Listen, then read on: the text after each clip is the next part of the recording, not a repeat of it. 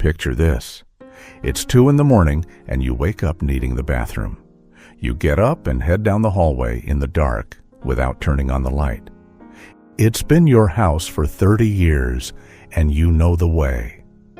Then your foot catches the edge of the rug and your body calls for a quick step, and that step doesn't come out the size it needed to be. You go down and you stay on that cold hallway floor until somebody helps you up. It isn't pain, it isn't tiredness, and it isn't you being careless. What decides it is what your body does after your balance is already gone. In this video, I want to show you 4 simple balance exercises, but number 1 on this list is not a balance exercise, it's a falling exercise. It's the only one of the 4 that trains the half second after your balance goes. And that half second decides whether you catch yourself and finish the trip, or whether you spend the night on the floor waiting for someone to find you. 3 of these keep you standing, and the 4th is the one that saves you. Stay with me here, because this is going to help you a lot. And everything we cover comes from published research, with all the links in the description below. For decades, people told you that balance is something you have, or something you already lost, like a bank account, full at 40 and empty at 70. And that once it's gone, all you can do is be more careful. But your balance is not an account that runs out. It's a motor skill of yours, like driving or sewing. A motor skill gets rusty when you stop, and it answers to repetition at any age, whether you're 50, 60, 70, or 80. Remember learning to drive? 6 months in, your hands took the curve on their own. So, why did nobody teach you this? Because there's cheap advice being sold to you as a plan. It's passive caution. Walk slow, watch the floor, and hold on to your furniture. That is not fall prevention. That is a slow surrender of your own house. And nobody has time to explain this to you in a 15-minute appointment. Now here's the point that changes everything. Walking slowly was never tested as a program. Balance training was. A 2019 Cochrane review by Sherrington and colleagues pooled 39 trials of balance and functional exercise. The certainty of that evidence is high. Balance and functional exercise cut the rate of falls by about 24%. The same review didn't find enough evidence for walking, dancing, or resistance training alone. That's about the type of program, not about one movement by itself. No single exercise today, on its own, cuts a quarter of your falls. Let me be clear, because I don't want you taking this the wrong way. If you use a cane, keep using your cane. If you have grab bars in your shower, keep your grab bars. If your doctor put a walker in your hands, that walker is not the enemy.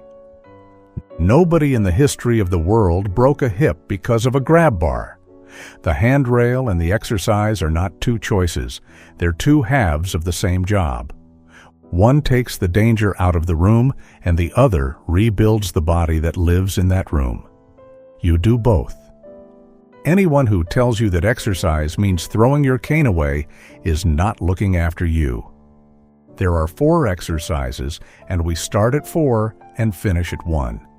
Before each one, you get a test you can do at home, showing you where you stand today. In 2018, in the Journal of the American Medical Association Internal Medicine, Lee and colleagues published a trial out of Oregon. 670 adults, 60 and older. Every one of them had fallen in the past year or had trouble moving well. 3 groups, 2 classes a week, 24 weeks. 1 group did balance training, 1 did mixed exercise, and 1 did stretching. And what showed up at 6 months? Out of roughly 220 people per group, 127 fell in the stretching group. 85 fell in the balance group. Notice the detail that matters most here. These people had already fallen before the study began. If you think you're past the point, this was built with people like you. That doesn't mean you have to do Tai Chi, and it doesn't mean these 4 exercises are that program. It means that when you compare balance to stretching in people who already fell, the difference showed up. If you're still with me, comment number 1 below. That tells me you're here. You can do these exercises whenever it works for you. But before you stand up, 3 rules, and I want you paying close attention. 1. Do this next to a counter, a heavy table, or the back of a solid chair. It has to be something that doesn't slide, and both your hands should reach it without you leaning. If you're at home here in the States, your kitchen counter is about right, sitting near hip height for most people. 2. If you've fallen in the last 12 months, don't do the standing parts alone and wait until somebody is with you. That's not me being overly careful. That's me being exact about the size of your risk, because I care about you. 3. If you use a cane or a walker, keep it beside you the whole time, leaned on the wall within reach of your arm, and never parked in the other room. Everything I show you has a seated version or a version with both hands on the counter. That way, every one of you can do this. And if you feel dizzy, lightheaded, or tight in the chest, you sit and you stop. There's no prize for pushing through. One more thing before we start, because this part matters more than the exercises. If your unsteadiness came on suddenly over a day or an afternoon, pay attention. Or if it shows up on one side of your body only. Or if it came with slurred speech, or with new numbness that's spreading. In that case, you call your doctor today, because that's not the kind of balance problem exercise is for. Now let me introduce you to Frank, 76, Tennessee. He uses a cane, and for months he took that as the end of the conversation. Then it clicked for him. The cane holds him up, and the training rebuilds him. These days, Frank works in his doorway with the frame within reach on both sides. His cane leans on the wall right by his hand, present during the exercise and never parked in the bedroom. Exercise number 4. The narrowing base. You learned that steady feet are feet planted wide, and that always worked for you. But after 60, that turns into alone. With your feet apart, the wide base does the correcting for free, and your ankle rests. Narrowing your base takes that subsidy away and hands the work back. Now watch yourself during the day. Do your feet drift apart while you wait in line? Do you reach for the sink while you brush your teeth? Nobody taught you that. Your body learned it on its own. So sit down, press both feet into the floor, and feel your toes spread. That's the part of you the narrow base wakes up. Before the exercise, your test. It comes from the Short Physical Performance Battery by Guralnick and colleagues, and it's the 10-second test. Stand at the counter with both hands on it and put one foot in front of the other. Your front heel touches the toes of your back foot. Let go with your hands only if you feel steady, and then count to 10.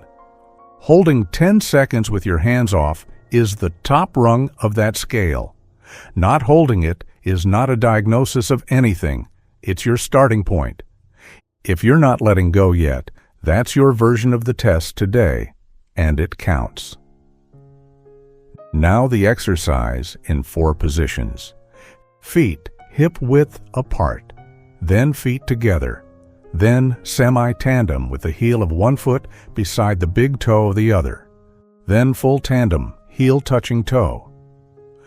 Hold each position for 10 seconds without holding your breath, and keep your hands an inch or 2 off the counter. You stay in the position that challenges you without scaring you, and 2 rounds a day is plenty. Want the most common mistake? Jumping straight to the hardest position. Do the opposite and spend a week in the one you hold with room to spare.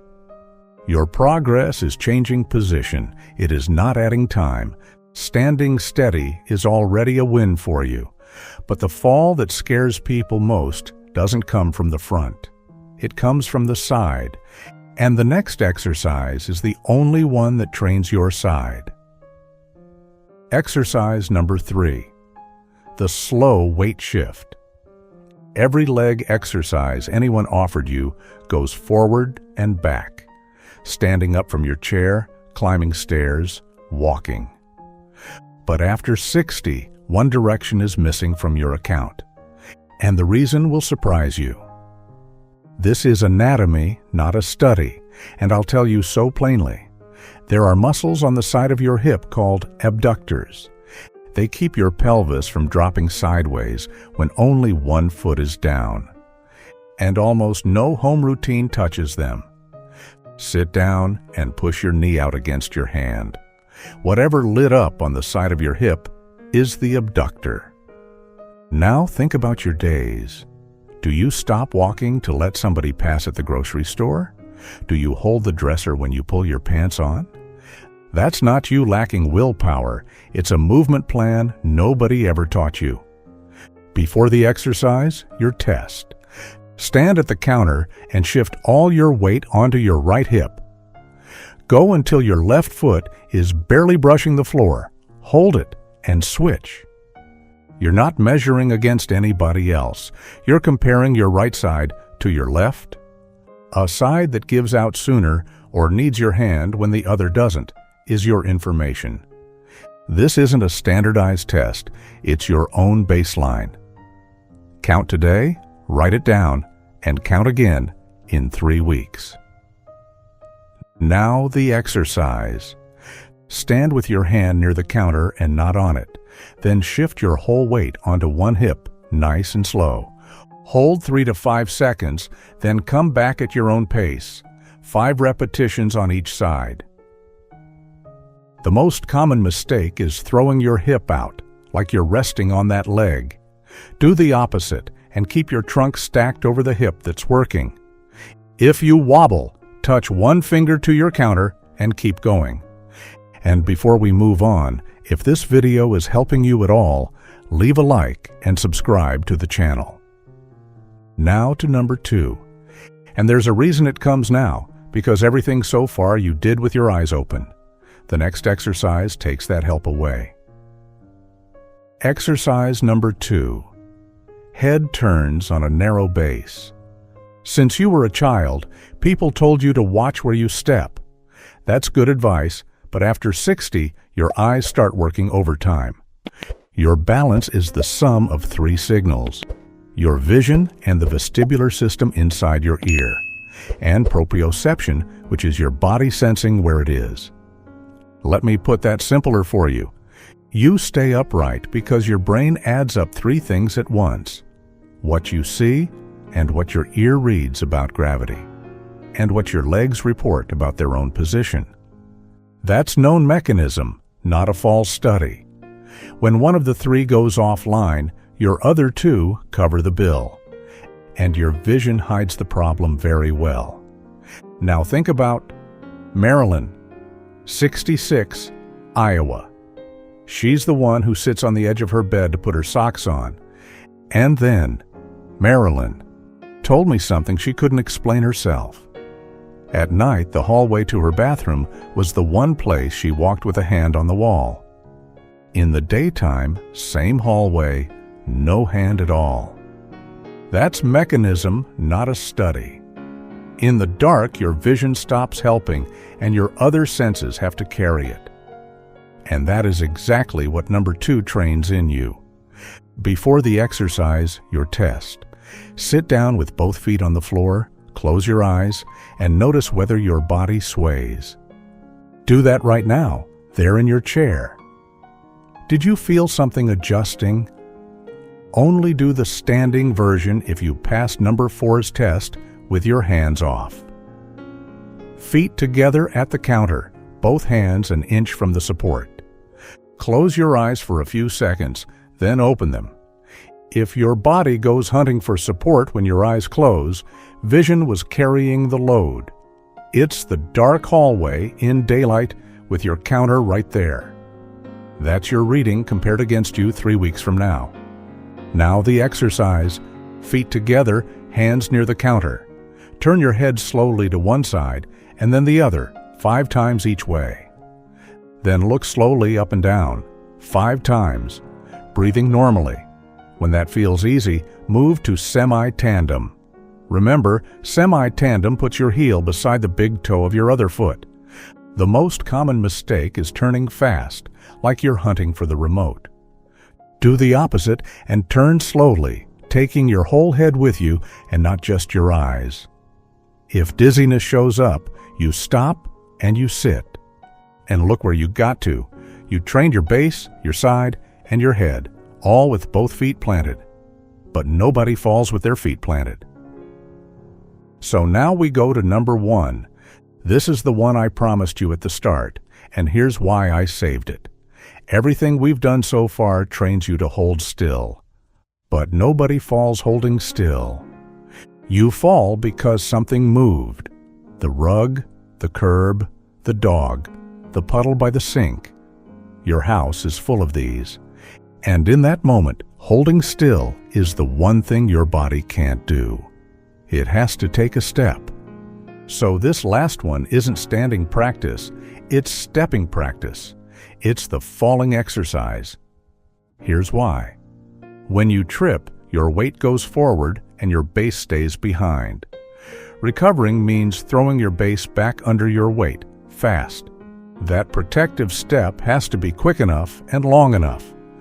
A short step recovers nothing. It only shortens your time to the floor. Now notice how you come down off a high step.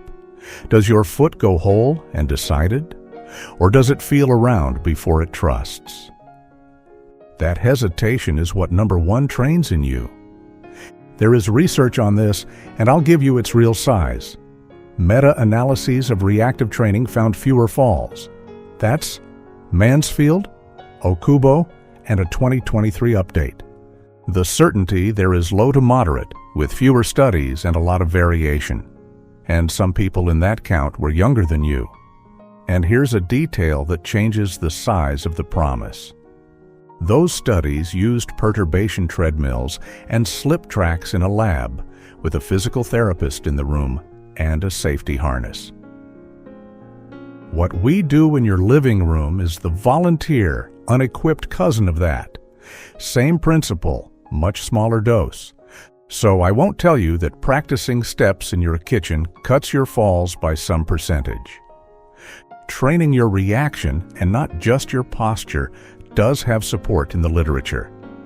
And the lab version is stronger than the version you can do at home. Now let me tell you about Ray, 73, Ohio. One afternoon, Ray stepped down out of his pickup, a 2004, onto a gravel driveway. His foot rolled on a loose stone and he didn't fall. He took one fast step out to the side and stayed up. That story isn't about the stone. It's about the step. I can't tell you that training is what saved Ray that day. Nobody can. What I know is that nobody praises that step. Nobody even notices that step, and it's what separates your almost from your fall. Before the exercise, your test, and it's seated on purpose. Sit in your chair with your feet on the floor, count to 3 out loud, and go on 3. On the count, plant your foot forward, firmly, as fast as you can, then repeat it out to the side. What matters isn't your speed. It's whether your step came out decided, and full size, or short and hesitant. A short step is the signature of what number 1 trains. We measure this seated because I want your reaction without risking your balance. Now the standing exercise. At your counter, with support within reach, you stand relaxed. On the count, take a fast, big, decided step forward. Plant your foot firmly, then walk it back slowly. That's 5 steps forward, 5 out to the side, and 5 backward, always with support within reach of your hand. If you'd rather, do all of this seated. Plant your foot without leaving your chair. The most common mistake is a polite little step, half a foot long. Do the opposite, because your step has to be bigger than you think. Big and firm is what puts your base back under your weight. Now let's build your week. Your order is the same as the video. Start at 4, then 3, then 2, and finish at your number 1. All 4 together take a few minutes. And how much of your week does this ask for? Let me answer you from the research. The same team put out a 2020 update for the World Health Organization guidelines. In those studies, programs of 3 hours a week or more showed the biggest reduction. That's a subgroup, and it's about those studies. It isn't a promise to you personally. I won't promise you a timeline, and the only one I have is that 2018 trial. There, the difference showed up at 6 months, with 2 sessions a week. 6 months sounds long to you? Those months are going to pass anyway. And here's the part almost everybody gets wrong. Your progress isn't a longer session, it's a harder position. 10 seconds in tandem is worth more to you than 3 minutes with your feet apart. Now I'd like you to tell me in the comments and be honest. Somebody reading your comment will feel less alone today. Tell me which number got you first. Was it 4, the feet together? Was it 2, the head turns? Was it 1, the step? Just the number and your state, that's enough. For example, number 2, Iowa. Let's recap your 4 in the order they came. 4 is the narrowing base, and it hands the correcting back to your ankle. 3 is the slow weight shift, and it trains your side. 2 is the head turns, and they take your eyes off stabilizer duty. And 1 is the reactive step. It rehearses your half second after the loss. This video is for education, and it does not replace medical guidance. Every health situation of yours is different, especially if you take daily medication. Talk with your doctor before you change your diet, your exercise, or your treatment. This isn't about living longer, it's about who makes the calls in your life. It's about you crossing your own hallway at 2 in the morning without asking fear for permission. It's about the conversation you won't have to have. The one where your children start talking about you in the third person.